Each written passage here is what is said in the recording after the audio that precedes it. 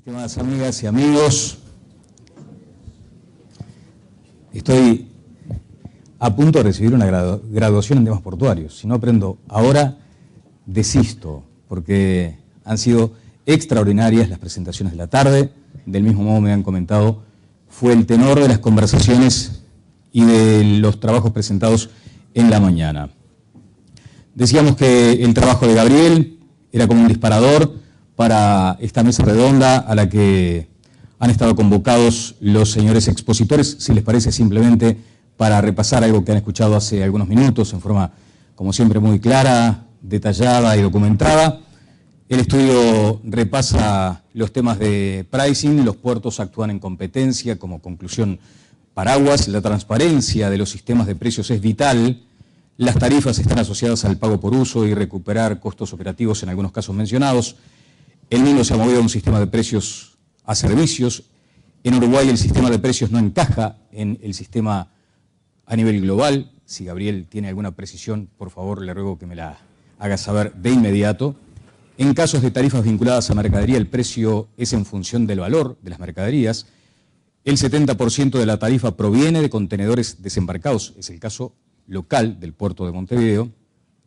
Y allí hubo una enunciación de algunos mensajes. Tenemos un sistema de precios con una relevancia muy potente que en principio no encaja con criterios globales. El fundamento conceptual del que hablaba Odone, del actual sistema, es poner a disposición de los operadores la infraestructura. Si así fuera, debería esto estar asociado a un grado de utilización de esa infraestructura. Si es así, parece que no. Hay más de 30 tarifas disponibles, distintas según la operación. También mencionó Gabriel en este estudio de su consultora, de la consultora CPA Ferrer, que detrás de las tarifas hay resabios de un viejo sistema de puerto público, sin competencia, con un conjunto de subsidios cruzados. Y allí pone énfasis en ese concepto de por cada instrumento un objetivo. Sería bueno saber más adelante cómo aplica este concepto al tema central que estamos tratando. Bien, Gabriel, si te parece comenzamos contigo. Si existen guías internacionales o acaso mejores prácticas de referencia para la fijación de tarifas portuarias. Bueno, escuchándote recién, uno cuando le toca hablar en público o le toca hacer cosas que están vinculadas con el espacio público y después escucha cómo son interpretadas, uno entra en pánico porque... pero la culpa siempre... culpa es de la prensa. Pero no, la culpa, y justamente iba a decir eso, la culpa siempre es de quien lo comunica, porque la responsabilidad de decirlo claro es de uno, no de quien lo interpreta. Por lo tanto, lo que es importante decir es que efectivamente yo dije el conjunto de cosas que tú señalás, pero por lo menos en un aspecto quisiera ser cuidadoso. De la revisión que nosotros hicimos para hacer el estudio nuestro respecto de cómo son los sistemas de precios que a nivel global predominan, hemos encontrado que el pago por servicios es el criterio predominante, y cuando uno analiza la estructura de ingresos de la ANP para el puerto de Montevideo, lo que uno encuentra es que efectivamente hay una buena parte de la estructura de ingresos de la ANP que está sentada en esa lógica, pero que hay una parte, que es una parte relevante desde el punto de vista económico, sustantivo, que en principio uno la decodifica como no fácilmente clasificable en esos esquemas que nosotros revisamos, y que cuando uno se pone a interpretar por qué eso es así, bueno, uno descubre que allí detrás de eso hay seguramente un conjunto de aspectos que, como muchas veces pasa en Uruguay, son producto de devenir del tiempo. O sea, un sistema que en su momento seguramente fue revisado y que la actualización o la revisión no se hizo de forma continua. Probablemente, y esto me importa señalarlo, porque es posible que tampoco sea claro hoy cuál es un sistema de pricing lo suficientemente sólido y consistente como para sustituir de un plumazo lo que tenemos. Entonces, ese esquema, digamos, de cierta incertidumbre sobre cuál sería el nuevo esquema es lo que probablemente conduce a que sigamos teniendo un sistema que es el que es. Alguien podría decir, bueno, ¿qué problema hay que tengamos un sistema que diverge del resto del mundo? Seguramente hay una línea argumental. Lo que uno entiende a pensar es que, habiendo escuchado las presentaciones de los responsables portuarios de lugares importantes, hay mucho que aprender en qué dirección se va para poder competir y para poder insertarse. Y que un poco el trabajo lo que pretende poner sobre la mesa es si aquí no hay un tema de agenda hacia adelante. Bien, un extraordinario ejemplo de quitar algo de contexto, pero a veces se realizan esos términos de abreviar presentaciones muy profundas y que además generan esto. Por lo menos alientan a un debate interesante para hacer algunas precisiones. Así que me parece correcto. Sobre este punto, ¿cuál es la opinión del señor Jal? Well, I think that in a few ways we heard about the same things today, and that's not for an ideological or other reason, I think, but what the role of the ports, I think what is also for them very important, and not only for the community, is to create what I should call a level playing field. And in three ways you have with your tariffs. First of all, in your port, you have to create the same circumstances with your tariff for the different players in the same circumstance. That's an important thing. But also, there is a certain risk if you're not taking into account the level playing field with other players, that you can have cargo going, for example, from your port to the road, or from your port to the rail, from the sea to other commodities. And I think that's a certain risk, because for me, on the long distance and even on a short distance, a barge and a vessel is the best thing, not only to create volume, but also in a long run for sustainability. It's better to have your cargo moved by inland barges or by vessel than by trucking everything. So I think for those two reasons, you must create a level playing field. The third one is that also between the MODI, you have to create a level playing field. I will not say that the tariff structure now is the wrong one if it is the same for the road and the rail, for example. If you have your tax system on those MODI, rail, road, and your port, and you have some above, then you don't create a level playing field between the three. And I think that's about my opinion about it. Is it too high, too low? Is it a mistake to do it that way? If you create that level playing field, then it's quite okay to have a different system in the world. But be aware, if you don't create that level playing field, what can be the risk for your cargo, but also for your importers and exporters. But maybe you are disturbing their level playing field inside the country to export, for example. And that's a certain risk with the tariff structure, where it is not well equilibrated. Correcto. Se han enunciado entonces aquí algunas prácticas y además algunos modelos posibles de ser seguidos. Sobre ese punto, ¿cuáles serían aquellos que usted querría destacar, Desailly? Oh, I missed half. But it's the same question as to Dan? Sí. Sí, okay.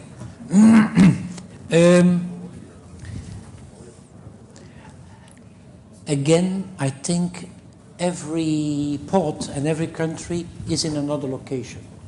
And it is dangerous to compare or to compare it globally. So I don't want to comment on the tariff structure as is in Uruguay. In repetition, we charge the shipping line with the size of the vessel, and also the cargoes in ton is charged to the shipping line. That's our experience in Europe. My personal experience is, if Montevideo wants to be the hub for the region, you have to look into the differentials and whether tariffs are an intransparent handicap or not. But if you have the ambition to be the hub for the region and the tariffs are a handicap, you must dare to change. And if you look at 2008 until now, there has been an unprecedented crisis. Unprecedented. And everybody is saying we should not work any longer as we did before. We must do new. But in the meantime, everyone hates the change, because change is a risk.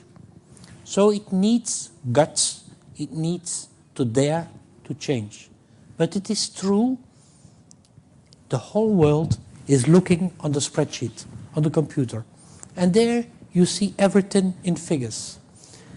And if a port, it's same valid for the port of Zeebrugge, if you want to be in the league of the hubs, all figures should be right.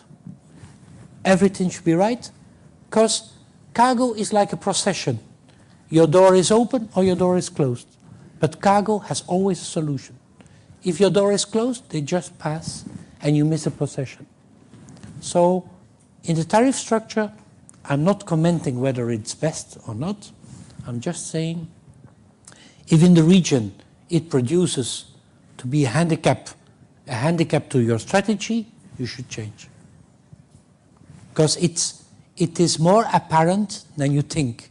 And in the meantime, cargo is looking for other ways to go. Bien, hay algunos elementos entonces que se sostienen y que tienen que ver con lo que decíamos al comienzo, guías internacionales o mejores prácticas y sobre todo ese concepto de la necesidad de tener valor, señor presidente de la ANP, para animarse a cambiar. Algunas referencias a las preguntas anteriores y yo te contesto esta. Se preguntó si había un sistema nuevo de tarifas para aplicar. Bueno, creo que la respuesta es que sí puede haber, pero que cada país es diferente. Y en la presentación de hoy mañana yo decía que nosotros seguimos siendo una empresa pública que tiene directivas de una política del Estado y, lo digo de otra manera, esa política se votó en octubre y en noviembre. Dicho eso, el sistema que se avisora de precio por uso no es lo usual en la parte marítima. Yo quisiera que cualquiera de los que está acá diga si un contenedor a China o a cualquier parte no depende el flete del valor de la mercadería. Lo que pasa es que siempre se le quiere cobrar más al que tiene más para pagar. Y eso es una práctica habitual que pasa hoy. Entonces, nuestro esquema tarifario tiene los rezagos del pasado, pero a su vez tiene la visión de que recaudamos donde se puede recaudar. Eso para mí es importante conocerlo. No es lo mismo, ni siquiera para el operador que mueve un contenedor, tampoco da un precio por uso. A unos clientes le da un precio, a otros clientes le da otro precio. O sea, no es lineal que las cosas valen simplemente porque se muevan de un lado al otro y valen un precio. Hay un factor atrás que todos quieren ganar y hay una diferencia en cuanto a cuánto se le puede cobrar a uno y a otro. En definitiva, a nosotros nos preocupa el esquema tarifario, lo estamos evaluando para su revisión. Me afilio a la hipótesis de que es duro cambiar algo que para nosotros funciona bien. En la cadena logística general, de lo que cuesta mover un contenedor de una fábrica y ponerlo en China, o traerlo de China y ponerlo en una fábrica o en el consumidor, las tarifas portuarias, las que pagan la ANP o las que le cobran, la que cobra la ANP, son una parte muy menor de la ecuación. Entonces, hacer un análisis de cómo le va a la ANP con los ingresos y egresos de una cadena gigante, me parece que también falta en contexto general, qué es lo que está cobrando el resto. Y una reflexión más, cuando uno baja una tarifa, no necesariamente le llega al productor o al exportador o al importador. Muchas veces otro de la cadena la absorbe. Y tengo muchos ejemplos. Una precisión respecto a aquella dificultad que usted entiende existe para cambiar lo que está bien. ¿Qué área o en qué tema específico se está funcionando bien y hay dificultades para cambiar? Nosotros tenemos unas cuentas equilibradas en nuestro presupuesto, nos da para hacer inversiones, para pagar los préstamos y para dar dinero a rentas generales. Entonces tenemos un funcionamiento de los últimos 5 años, para hablar de donde estuve, pero podemos decir de los últimos 10, donde el funcionamiento de la empresa es sólido económicamente. Entonces, cambiar la estructura, no sé si nos asegura los mismos ingresos. Si alguien dijera que sí, firmamos y hacemos la mejor estructura. Ese es un poco el miedo que da. Lo otro es que estamos estudiando el sistema de costos nuestros con otra metodología para saber realmente en lo que le llamamos, hoy hablaba con la contadora, los costos ABC, cuánto es el costo real con esa estimación teórica de cómo distribuimos los costos. y no nos está dando un disparate en la interna. Pero bueno, entiendo que a veces es sencillo compararse con lo que puede cobrar otro. Nosotros estamos tratando de compararnos con puertos que no compitan con nosotros. Por eso hicimos acuerdos con Perú y con Chile, para ver su esquema tarifario, para no estar influenciados, que son las mismas líneas que trabajan acá y que nos puedan decir cosas que sean beneficiosas solo para ellos, ¿no? Pero sí nos preocupa estar ayornados en el esquema tarifario. Eso es algo que no se plantea acá, se reafirma acá en este evento y yo lo comparto, pero otras cosas no. Bien, presidente, con el mismo ánimo que le planteaba a Odone la necesidad de hacer algunas precisiones para que no se presten a malas interpretaciones, pudo haberse advertido, y por eso le consulto, que usted entiende que debería existir dirigismo político o ideológico a la hora de fijar estas políticas y que de pronto no van en sintonía con lo que sucede en algunas experiencias del mundo. Exactamente, ahí los puertos públicos responden a un esquema público y a una política, en este caso de transporte, y más allá una política de gobierno. Es decir, eso es válido acá. Otro puerto público en otro país tendrá otra política de transporte, otro gobierno, otros objetivos, y así sucesivamente. Y cuando nos comparamos con un puerto privado, posiblemente su deseo sea maximizar la ganancia. Yo qué sé, digo, habrá que preguntarle al privado qué es lo que quiere hacer con su puerto. Bien, tengo una pregunta para de Sadler y Schalk. Hemos visto en las presentaciones que han realizado que los ingresos de sus puertos provienen de los operadores y de los barcos, sin gravámenes para la mercadería. La pregunta, comienzo por de Sadler, ¿cuál fue el punto de partida, los pasos que se dieron en ese sentido y el cronograma, los tiempos que se dieron, que se permitieron, los plazos que se fijaron para llegar a la situación actual? Okay. First of all, I do understand my colleague here on my right. At a certain moment, when you abolish duties, you're the good guy. And when you raise tariffs, you're the bad guy. Yeah? And, yeah. And in the same time, when you abolish, where is the profit going? Does it stimulate trade or does it disappear in the sector? So I understand very well. And I try to avoid to give a judgment on that. What I want to say is, in as far as the Port of Zeebrugge is concerned, the basic principle is when we invest, there should be a return. But our patience is larger than in private companies. We can reason in long term. When we build quays, there should be a return on the investment. Somewhere, whether it's the government or whether it's the port, somebody pays for that investment and should be entitled a return.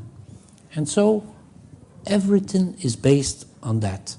And our port has never made a loss. We always were in profit.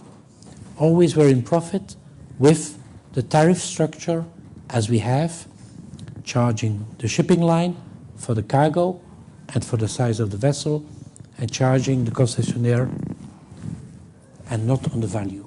But it needs a thorough study to do that. Because, how to say, on the one hand, you cannot say overnight on a Friday we have a board meeting and on a Monday it are totally other traffic tariffs. It doesn't work like that. It's like recognizing that the past was wrong. So it needs a transition. I will give an example on the other way. We are, on a world scale, a very big port for cars, 2.2 million cars. At the start, we made a massive mistake. We charged per ton of cargo. So the duty for a car is, say, average a ton of cargo, which is peanuts. But you do that for 2 years, 3 years, trade grows, more players come in. You can't change anymore because the existing players would feel defeated. They would say, now suddenly you charge us 10 times more. You cannot. And so that's on the other way. So it needs a thorough study, but I keep saying, for us, the exercise is in balance because we look at the return on investment, but it needs a thorough study to implement. But where there's a handicap compared to your competing ports, one should not stop and do it. Mr. Jacques, la misma pregunta por usted. Maybe two things to... I agree with what Vincent said, but maybe two other things. What we try to avoid is that for making our tariff, we need a sort of macroeconomic analysis of certain sectors to know what is a good sector, a rich sector. It's not because the product is at a high price that the rates are at, that the margins are at the right price or a high price. So it's too difficult for me, and it's even not my business, to make an analysis of about 100 sectors to know what gain do they have and relate my tariffs to that. That is too far for us. I like the system that I relate my price to my investments. I invest in a key that has an effect on the price. I invest in a deep sea key or a key of 15 meters that has an effect on the price. If the sector asks me to invest in a new lock, what they did, that will have an effect on the price between this and 2-3 years. That's clear, and the sector knows that. So that's, for me, a more easy way also. I don't like to analyze all containers and goods and what is in and what is the revenue is for that company. That's too difficult, and there is no relation with my investments. So when it changed in Ghent, about 15 years ago, we had yearly losses. We were an old port, and then the legislation obliged us to become independent. And there was a study in Belgium, and they said, that's possible for Zeebrugge and Antwerp. And Ostende and Ghent will fail between this and 2 years.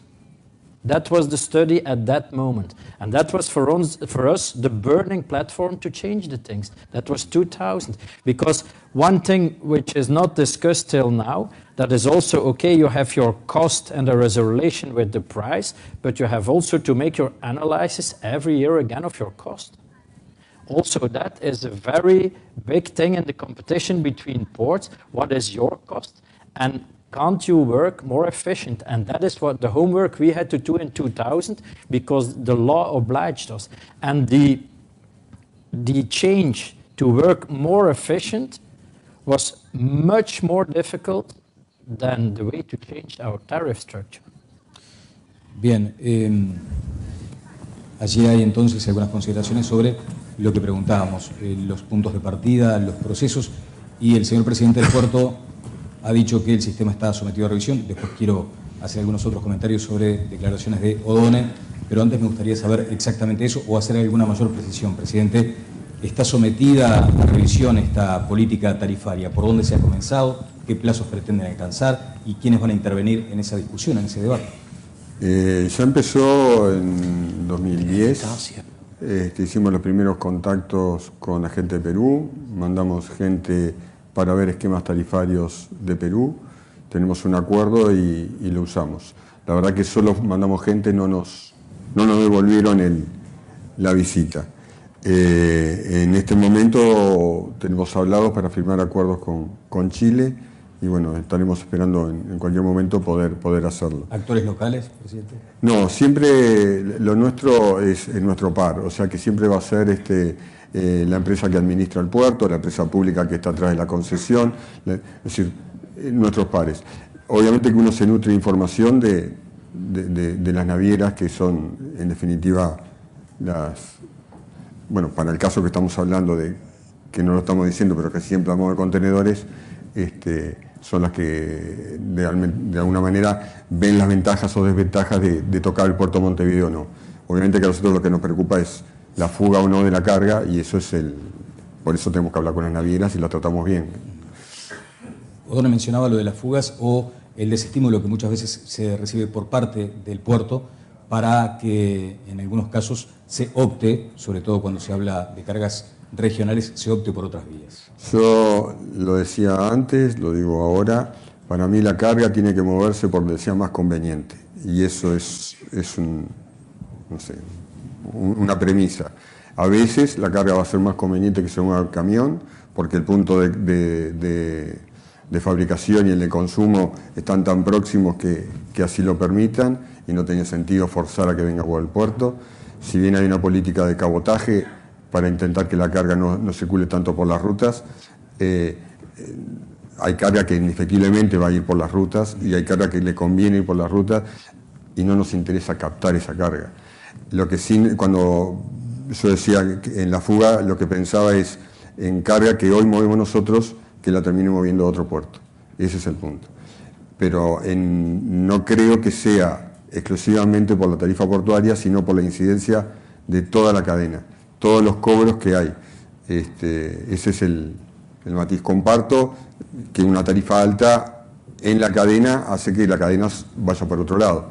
No sé si somos determinantes en la cadena, no tengo todos los valores, pero diría que considerando algunos valores de flete no somos determinantes en la cadena. Si le parece, un apunte final sobre un aspecto mencionado al pasar. ¿Está también allí considerado, analizado el costo ANP con relación a los servicios que está ofreciendo? Sí, claro, sí. En el tema de costos ABC lo que hay es la estructura da lo mismo, o sea, cuánto ingresa, cuánto sale, cuánto queda, y después por unidad de negocio, cómo está cada negocio. Bien, si le parece, Gabriel, voy haciendo algunas afirmaciones y en todo caso vamos a desembocar en otra pregunta o en otro punto de debate. Usted dijo claramente las tarifas están orientadas a promover las exportaciones. ¿Qué actitud, es efectivamente así, qué actitud razonable debería esperarse en esa materia? Bien, gracias por la pregunta, me permite retomar algunas cosas. Yo creo que un país de la dimensión de Uruguay, efectivamente, en la discusión de su esquema tarifario hay consideraciones de estímulos que no van a poder desaparecer. Si bien yo creo que al modelo, es una opinión que seguramente tiene una carga ideológica y es importante cuando la hay que explicitarla. Yo creo que el rol de las empresas públicas en Uruguay sigue siendo un rol excesivamente pegado a la ejecución de políticas públicas y eso es parte de un debate que el Uruguay, en mi opinión, tiene por delante, no solamente la ANP, sino el conjunto de las empresas públicas de Uruguay. Lo vemos a diario cuando la política antiinflacionaria recurre a las tarifas de energía o cuando el programa de inversiones está afectado por la política macroeconómica. Ahí hay una línea difusa que también es un resabio de un viejo país que en mi opinión sigue estando basando una buena parte de la ejecución de las políticas públicas a través de las empresas públicas, lo cual conspira contra algunas cosas que mi colega decía recién. Es la definición de las especialidades dentro del Estado de quién puede tener la información suficiente como para poder desplegar las políticas. Pero ese es un tema estrictamente funcional, en Uruguay eso es un dato del problema, y en la medida que eso es así, es probable que las tarifas y los precios de algunos servicios, entre ellos y en particular los portuarios, contengan preferencias del hacedor de política o del gobernante que triunfa en las elecciones sobre cómo quiere orientar los recursos. Entonces, en el caso uruguayo, el hecho de que el tránsito de transbordo tenga un precio diferencial genera algo muy importante para la comunidad exportadora del país. Seguramente si el 50% del tránsito no fuera transbordo y por lo tanto no fuera digamos, de jugadores locales exportando e importando, los costos fijos del puerto serían más elevados y por lo tanto los exportadores e importadores terminarían pagando unos servicios más caros por exportar e importar. Por lo cual ese lineamiento que está largamente implícito en las tarifas es un lineamiento de política razonable que probablemente cualquier sea el sistema de precios que se defina va a tener que seguir estando. O sea, lo que quiero decir con esto es, en un país de estas dimensiones, con la lógica del gobierno corporativo y las empresas públicas, los subsidios, imaginar que van a desaparecer es imposible. Van a permanecer allí.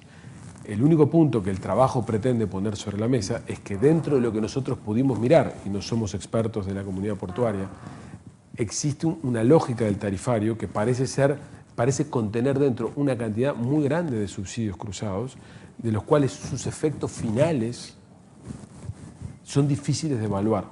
Por eso que celebro tanto lo que Vincent decía, como lo que Fernando Díaz recién señalaba, el presidente de ANP, respecto de que se está evaluando el sistema de precios, porque probablemente esta es una muy buena oportunidad para poder encajar algunas de estas cosas e incorporar estas cosas. Bien, lo decía también porque usted allí señala que muchas veces algunos fundamentos no encontrarían explicaciones razonables y va derivando a lo que luego detalló como implicancias. Riesgos de descalces entre ingresos y costos de la ANP y lo que representa una alta vulnerabilidad a los vaivenes de la economía global. Sí, también, en una lógica, para ser cuidadosos con esto, ¿no? En una lógica donde las empresas públicas uruguayas son un brazo ejecutor de la política económica, también el camino contrario se recorre.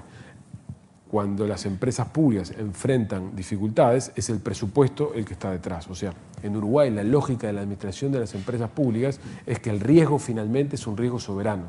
El riesgo del país es un riesgo soberano. Con lo cual, cuando yo pongo sobre la mesa que hay un riesgo de descalce, estoy diciendo que efectivamente la estructura de ingresos, si la empresa pública estuviera sola, enfrenta una mayor dificultad. En la medida que la empresa pública forma parte de un entramado complejo, en mi opinión, que debería ser objeto de revisión, pero que no, probablemente no lo sea a corto plazo, ese riesgo es un riesgo mitigado porque en realidad el que va a asumir ese riesgo es el presupuesto público, digamos. O sea, si al final hay un descalce de ingresos y de costos de la Administración Nacional de Puertos o de otra compañía, la lógica del Uruguay es que la fiscalidad en su conjunto es la que absorbe ese riesgo. ¿Por qué? Porque en el fondo no terminamos nunca, no lo hemos hecho nunca, de separar el rol de la empresa, del prestador del servicio, con una lógica empresarial de prestación de servicios y de maximización de beneficios para transferir al accionista, que es el Estado, y seguimos en una lógica en la cual todos somos brazos ejecutores de la política general. Bueno, esa es la lógica en la que el país impera, que no es la lógica que está presente en el mundo. En nuestro sistema de empresas públicas, ahí sí que lo hemos mirado bien, cuando uno lo recorre, prácticamente no queda en ningún lugar del mundo. Pero es una decisión nuestra, digamos. Presidente, algunos comentarios sobre esto que acaba de decir el economista O'Donnell y sobre todo me parece interesante detallar cuál es la ponderación que hacen ustedes de esos riesgos o de la vulnerabilidad que existe respecto a esta relación. Sí, obviamente que hicimos antes el mismo análisis. Dependemos de algunas actividades más que de otras. Eso es así, es un riesgo evidente. Lo único que no, al ser tan amplio el número de productos que se mueven y no estar todos en la franja más alta ni todos en la franja más baja, bueno, los vaivenes se verán como vienen si es que hay un vaivén. En los periodos donde se perdió más volumen y no ingresos, porque justo lo que se nos afectó para el público fue volumen, y la prensa preguntaba, disculpame, cuánto afectaba a nosotros la pérdida de los transbordos, y era un 2,5% de la facturación de la ANP, porque nosotros lo teníamos a valores tan bajos que lo podíamos perder todo y perdíamos el 2,5%. En realidad lo que estábamos perdiendo era las otras consecuencias. No tener transbordo implicaba lo que dijo O'Donnell, y además no tener bodega de barcos que tocaron Montevideo para facilitar la exportación, etc. O sea, hay una estrategia atrás del transbordo que sí es una línea de acción estratégica, beneficiarlo para que la carga parezca que sale de acá. Ese es el punto. Pero sí, comparto, obviamente que tenemos el escudo del Estado en la empresa pública, es así. Bueno, algunas preguntas van también un poco en ese sentido. Le traslado al señor Schalk esta cuestión. Si existen riesgos para los puertos que basan sus ingresos en función a las tarifas a la mercadería, de ser así, ¿cuáles serían, cómo han asumido el tema y cómo lo han resuelto eventualmente? I think all depends on the rates, of course. If your rate is very, very low and it stays very, very low, then it has no impact. But if your rate has an influence not only on the importers and exporters, but I think that we talked a lot about containers, that's true, but in other sectors like the grains and others, petroleum products, you have the traders also, which have a very important position. And they choose most ways. For example, you have a vessel starting to go to Europe, but the trader has the oil. And then he will see when he arrives in the neighborhood of France or our ports, where he will deliver his goods for how long. And so daily prices sometimes, when you have the business of traders, can be very important on their spreadsheet. So there is, for me, more a risk also in other businesses than only containers. Maybe another thing, for us it's easy to talk about another system, but we're also obliged to, because I think maybe in South America people are not aware how Europe and the European community makes it impossible for us to have, for example, state aid in the port business. We have now some cases where certain ports went to the European Commission and the Court of Europe to have a plaint against another port which is working with state aid. So the transparency is a real need in Europe. We need to, or we can even have procedures in Europe, and then you have a big problem. So I think these are two things. The power of the traders, don't underestimate it, and then a spreadsheet is something which is very easy to make, and also the comfortable position for us that the rules are already like that for us in the European context. So we have to act in that way. And sometimes that's more easy than if you have the choice. Bien. De Sadelir, por favor. La misma pregunta. I think we have commented quite a bit on the tariff structure. And I need to fly out of Uruguay tonight. So. I will see you when you No. It is true that in the model, cargo chooses the way. And sometimes one does not have to attract all cargoes in the maritime road, because they can go by road, they can go by rail. But at the same time, one should be ambitious. There's a saying in French, but in English it's, the tool creates the need. When the port of Zeebrugge was 30 years ago very small, I was also there. Accident. And there were two companies, and the port was handling 3 million tons. These companies were totally against the expansion of the port. They said, why do we need, all my customers are happy? Yeah. And they were against the expansion. So now we do 43 million tons. And it is by creating the port, that tool has created the cargo flows. So one should not go to be able to attract everything, that is true, but in a way one should make a tool that is competitive, that is attractive enough to attract maritime trade. And on duties and on tariff structures, I said before, one has to be cautious, because there's a history, there's a reason why they are like that.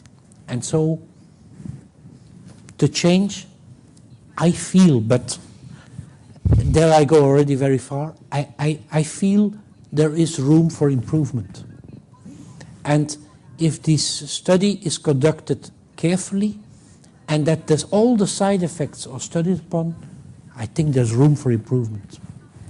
Maybe a last remark, if you allow me. I think a good port and a country with good ports, your port at that moment is a real public civil servant for all other sectors. If you have a good port, you can create warehousing around, you can create added value. Maybe you can create, even like we saw in the example this morning from Rotterdam, you can create new added value. In Sohar, the goal is not the port. The goal there is the new steel factory and the new factories which are coming there. But those new factories, those new activities in a country are impossible without good and competitive ports. And that's for me why ports have to be modest and real civil servants for all other activities you have in your country. But a lot of those activities need good ports. Nos quedan apenas unos 4 minutos. ¿Algunos comentarios sobre este último tema, señor presidente? No. Bien. Vamos a otro asunto que también se lo planteó en primera instancia a Mr. Schalk. Hay un integrante del auditorio que afirma que ustedes vendieron sus grúas y abandonaron la operación en los muelles. ¿Es correcto? ¿Cuál fue la razón por la que se tomó ese tipo de decisiones y el resultado? Well, first of all, the reason was that we had too much losses. And the second reason was that the private sector, which was working with their own cranes, was not investing anymore because we were competing them, but with bad material. So the effect was that we, the public authority, had bad material, and the private sector was not investing in good material. We outsourced that activity. First result, no losses anymore.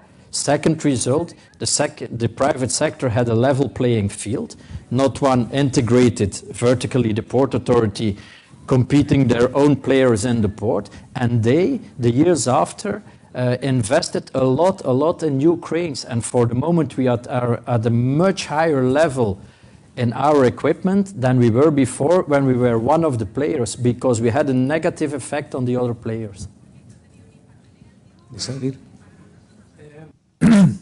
It's un poco similar. We had before a crane park, and the private sector pardon, that was using them continuously insisted on more cranes of 8 tons, 16 tons, 25 tons with outreach, etc., etc.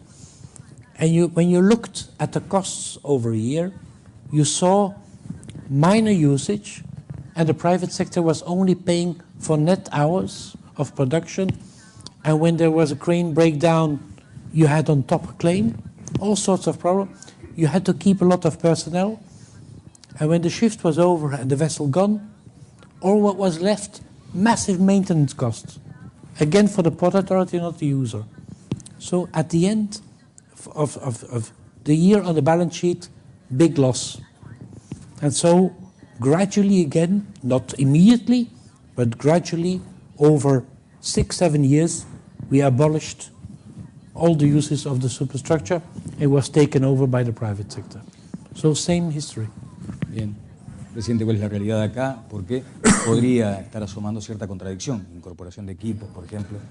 No, yo creo que cada lugar tiene su análisis. Nosotros incorporamos equipo porque el sector privado no lo hacía en Paysandú y fue un éxito. Se creó un movimiento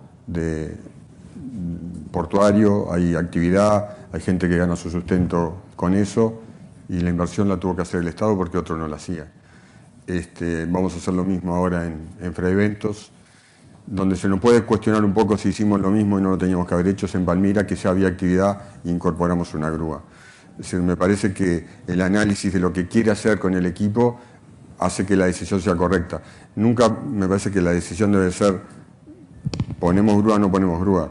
La decisión es para qué pongo la grúa, o sea, lo que hay atrás.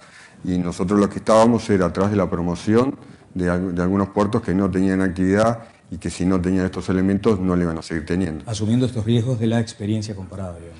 Asumiendo que para nosotros los puertos nuestros funcionan como un sistema y lo que hace uno es complementario del otro, y si el grano tiene que salir tocando 2 puertos, saldrá tocando 2 puertos, y si el contenedor tiene que salir tocando 2 puertos y hay que poner una grúa, será eso.